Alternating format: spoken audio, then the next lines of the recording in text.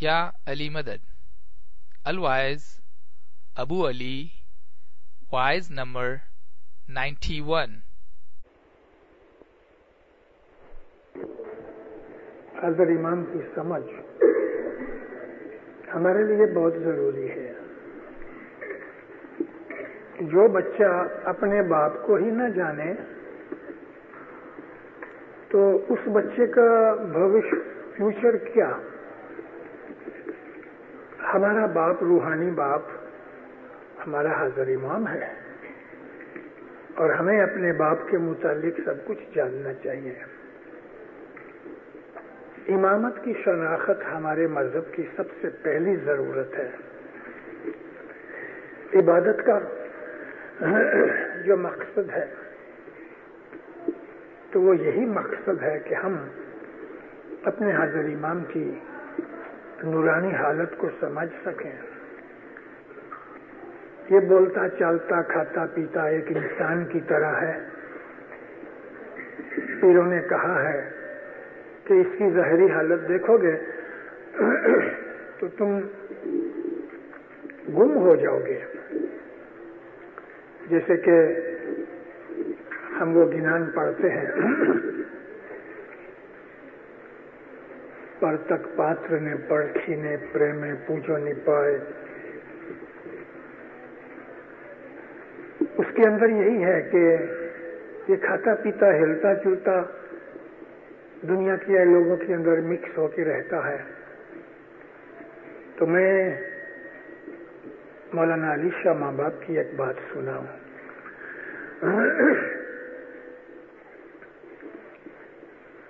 علی شاہ ماں باپ کے فرمان بہت ہیں، پرنٹنگ میں آئے نہیں، لیکن بہت سی سورسز سے اکٹھے کر رکھے ہیں. انشاءاللہ فیوچر میں کسی دن سائیکلو سٹائل کر کے بھی باہر نکالوں گا. علی شاہ ماں باپ نے ایک سٹوری کی. جب پیر کا جمعہ تھا، مولا فرمایا ایک بادشاہ تھا.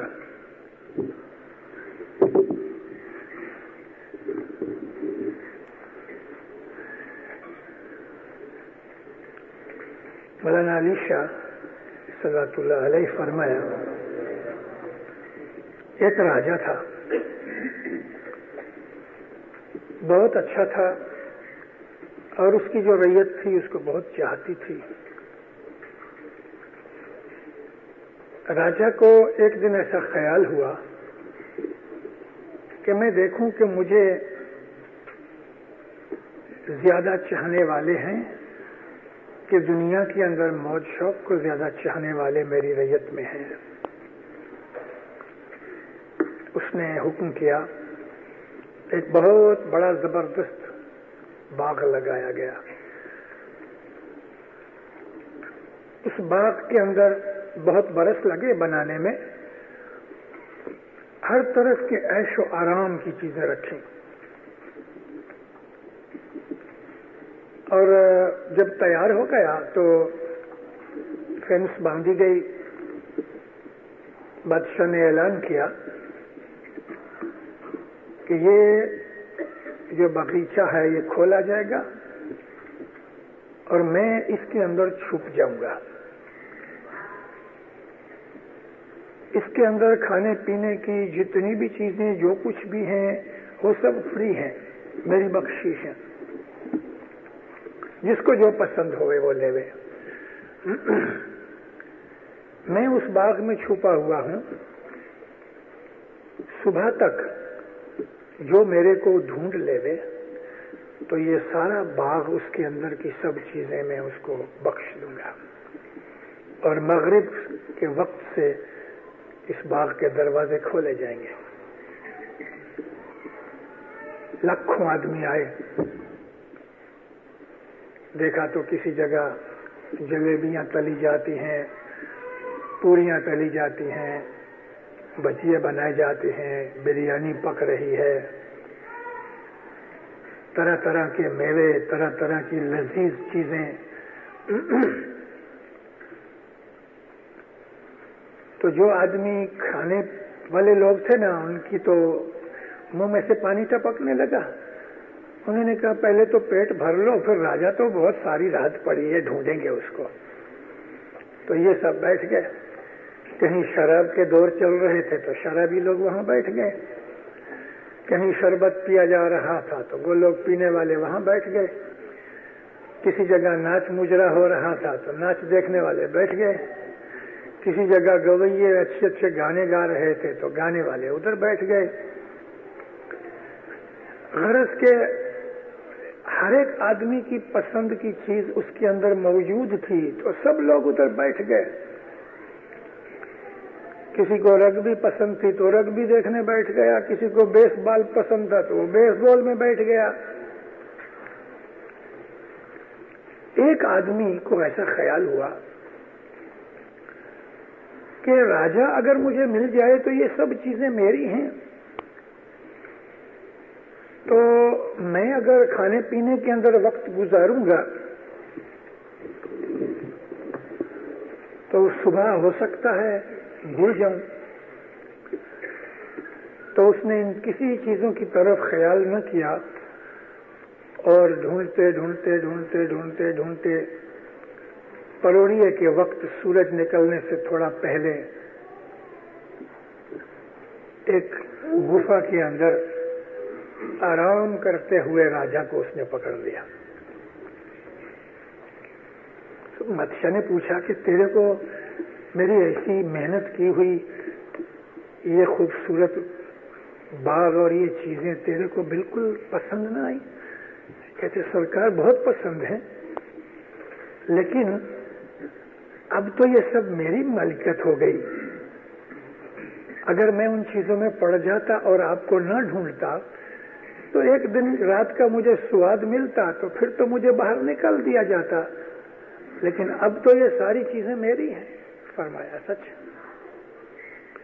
अली शाह महमूद फरमाया कि खुदा ने ये दुनिया बाग बनाया उस बादशाह की तरह और खुद इंसान के रूप में इसमें छुप के बैठ गया। जो दुनिया के लोग हैं वो अपनी दुनिया की ऐश असरत में, मौज मजे में, बाल बच्चे में, खाने पीने में, इसमें मस्त हैं, लेकिन राजा को ढूंढने वाले कोई कोई हैं। तो मैं आपको कह रहा था कि हम इस्माइली हैं, हमारा रूहानी बाप जो है हमें उसके मुतालिक जानना चाहिए और उसके मुतालिक जानने के लिए नंबर 1 हिस्ट्री पढ़ो अपनी। और हिस्ट्री जो बाजार में मिलती है वो नहीं, पीर सदरुद्दीन को पकड़ो, पीर सदरुद्दीन को, पीर शमस को, पीर हसन कबीरुद्दीन को। इन 3 पीरों के अलावा और बहुत से पीरों ने काम किए। पीर नसीरुद्दीन के गिनान है, पीर सतगुर नूर के गिनान है, मगर ये 3 पीर और पीर हसन कबीरुद्दीन के फर्जंद इमाम शाह, इन्होंने जो काम किए उनकी किताबें गिनान पढ़ो तो आपको हिस्ट्री का पता लगे। देखो मोमन चितवेनी पीर सदरुद्दीन की ये पढ़ो। और मैं अर्ज करता हूँ कि जो लाइब्रेरी के ऑफिसर्स हैं वो किधर से भी इंडिया, पाकिस्तान, कनाडा ढूंढ ढांड के ये किताबें बसाओ। मोमन चितवेनी पीर सदरुद्दीन की मन समझानी 500 पेज की किताब है। पीर शमस की, सैयद अहमद की सीहरफी पढ़ो, उसके अंदर इबादत की बातें हैं। पीर सदरुद्दीन का बुझ निरंजन पढ़ो। पीर शमस माँ बाप का 150 पाठ का जो ब्रह्म प्रकाश है वो पढ़ो। सैयद मोहम्मद शाह की सतवेनी पढ़ो, सतवेनी की बेल पढ़ो, सतगुर के सलोखे पढ़ो। और जहां समझ नहीं आए एक एक पाठ पढ़ो और उसके ऊपर डिस्कशन करो। फिर जहां समझ नहीं आए तो खत लिख के आप किसी को पूछ सकते हो। मुझे सारी दुनिया में से खत आते रहते हैं ऐसी बातों के। फिर जहां तक मेरे से बनता है मैं जवाब दिया करता हूं। تو اس طرح سے اپنے علم کو بڑھاؤ، اور جب علم بڑھے تو ہر اسماعیلی بچہ اگر اس کا کوئی دوست یا سگا کٹمبی لائن کے اوپر نہیں ہے تو ساری محنت کر کے دعا مانگ کے بھی اس کے پیچھے پڑھ کے بھی اس کو لائن پر لے آؤ، بہت بڑی عبادت کرو گے۔ ایک آدمی کو شراب چھوڑا دو گے تو قیامت تک اس کی کمیشن ملے گی، ایک آدمی کا سگریٹ چھوڑا دو گے اس کی کمیشن ملے گی، ایک دعا نہیں پڑھتا اس کو دعا پڑھانے میں لگا دو گے تو تمہیں کمیشن ملے گی۔ یہ کمیشن ثواب ہے۔ جو جماعت خانے نہیں آتا اس کو جماعت خانے لے آؤ۔ ہر اسماعیلی، مولانا سلطان سے فرمایا کہ ہر ایک پنجے بھائی مشنری ہے، تو اپنے جیو کا ادھار کرو، اس کے ساتھ ساتھ کسی بھی ایک کا ادھار کرو، تو امام اس کے اوپر بڑا راضی ہوتا ہے اور ستپنتھ مضبوط ہوتا ہے۔ ان باتوں کے متعلق بھی کبھی تمہیں کوئی سوال پوچھنے ہو خوشی سے پوچھنا۔ میں بہت لمبی آواز نہیں کرتا، پریفیس نہیں دیتا، 10:30 بجے ہیں، ابھی ہم سوال شروع کریں، ٹھیک ہے مفتی صاحب؟ પહેલો સવાલ છે, હવે પછી 10 રેગ્યુલર ભરવાનું નક્કી કરીએ તો પાછલી જે 10 નથી આપી અથવા તો કંઈ ભૂલચૂક હોય તેનું શું? જે વગર 10ની બચત છે તેમાંથી 10 ભરવી જરૂરી છે કે પછી બક્ષાવી લેવી જોઈએ? અને ત્યાર પછી રેગ્યુલર ભરવી તેનો ખુલાસો આપશો વિગતવાર? 10 जितनी चढ़ गई, कभी आज आदमी को ऐसा ख्याल हुआ, पछतावा हुआ, तो जितनी उसकी तौफीक है वो खुद अपने दिल के साथ ये तय करे, क्योंकि जो नेक और मोमिन आते हैं वो खुद ही नेकी और ईमान के ऊपर चलने वाले होते हैं, खुद ही नक्की करें कि मेरे ऊपर इतनी 10 चढ़ गई, इतनी मेरी तौफीक है, तो मुफ्ती साहब के पास जाके कहे कि मेरे ऊपर इतने बरस की 10 चढ़ी है, ये मेरी तौफीक है। तो मुफ्ती साहब को इमाम की तरफ से ये अमर है जमात को, मुफ्ती साहब को लगे कि ये आदमी ठीक कहता है तो उसकी उतनी चीज कबूल करके उसको छांटा देवे। लेकिन मुफ्ती साहब को लगे कि ये आदमी अभी भी मेरे को बना रहा है, यानी 10 बहुत बड़ी रकम है और वो जाहिर करता है कि मैं छोटा आदमी हूँ, और मुफ्ती साहब को कभी शक आता है इस बात के लिए तो मुफ्ती साहब उसके साथ खुलासा करें। लेकिन ये अमर मुखी कमरिया के हाथ में है, वो कबूल करके बख्श सकते हैं। पीर हसन कबीर दिन फरमाया, गत न कहा नरजी माने, महादिन मां नहीं पूछा है, लेकिन ऊपर फरमाते हैं कि अगर तिल जितना धर्म, तिल जितना और हाथी जितना गुनाह होगा तो जमात के अंदर आके बख्शाया जा सकता है, मगर वो बख्शवाना सच्चे दिल का हो, पछतावे का, कि फिर इंसान वो गुनाह न करे, तो खुदा उसको मुआफ करता है।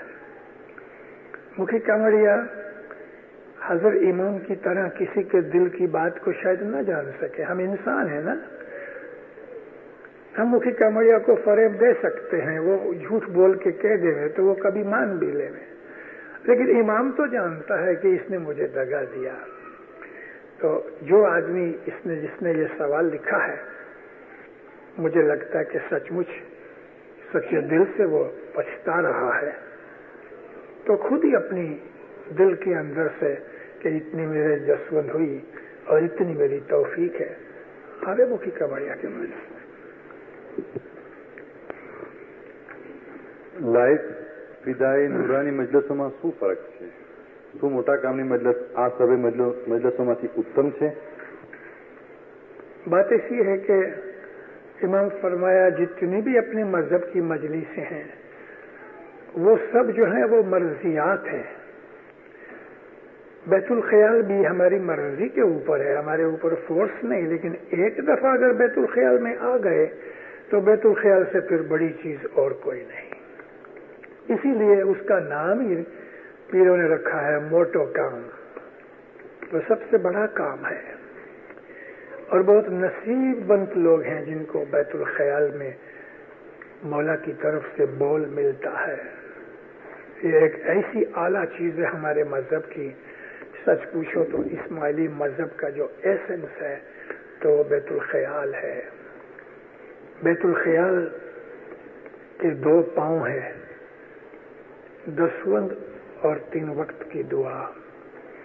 یہ 2 پاؤں میں سے 1 پاؤں ٹوٹ جائے گا تو بیت الخیال نہیں چلے گا۔ 10 برابر 2-3 وقت کی دعا پڑھو، اور بیت الخیال کے جو قانون ہیں وہ ہیں ہمارے نیک اعمال، ہمارے عمل اچھے ہونے چاہیے۔ باقی اور کوئی مجلس بیت الخیال جیسی اونچی نہیں۔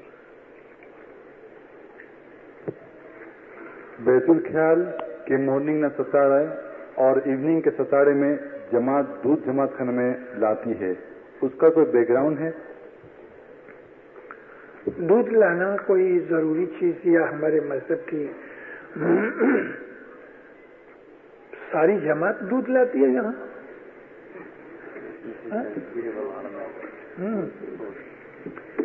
دودھ سفرے میں ہوتا ہے، جو مکھی کامڑیاں لے آتے ہیں یا کوئی ایک امیدوار ہوئے، مگر ساری جماعت ہی دودھ لے کے آوے وہ اس کی ضرورت نہیں،